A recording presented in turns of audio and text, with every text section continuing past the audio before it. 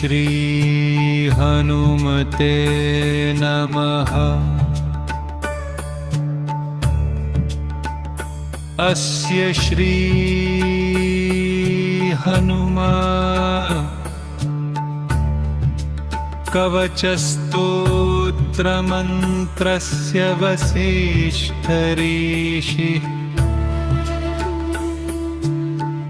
अनुष्टुप् छन्दः श्री हनुमान् देवता। ॐ श्री हनुमते नमः।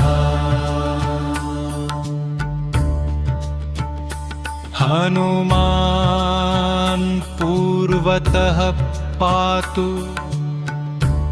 दक्षिणे पवनात्मजः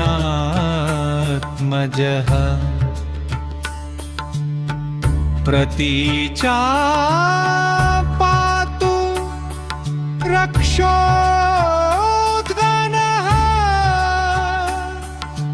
सौम्ये हरिणिषूदनः।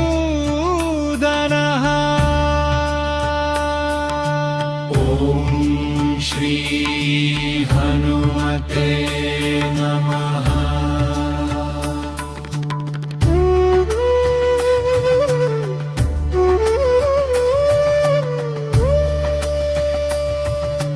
ऊर्ध्वं सुग्रीवसचिवः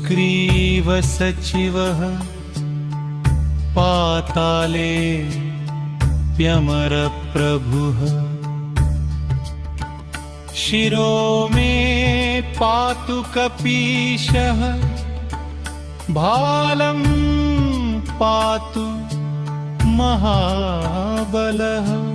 ॐ श्री हनुमते नमः। नेत्रे मतिमतां श्रेष्ठो पातु नासाञ्च वीर्यवान् मुखं पातु मुखारातिः जिह्वां पातु हरिप्रियः। ॐ श्री हनुमते नमः।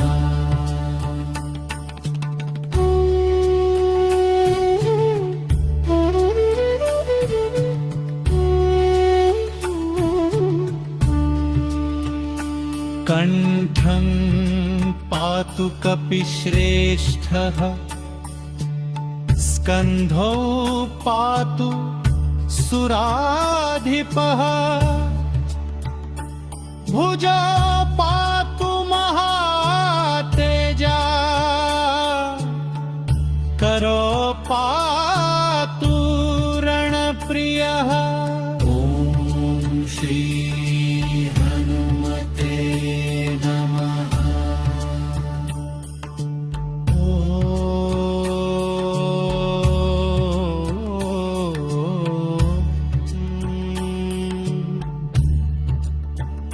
ओ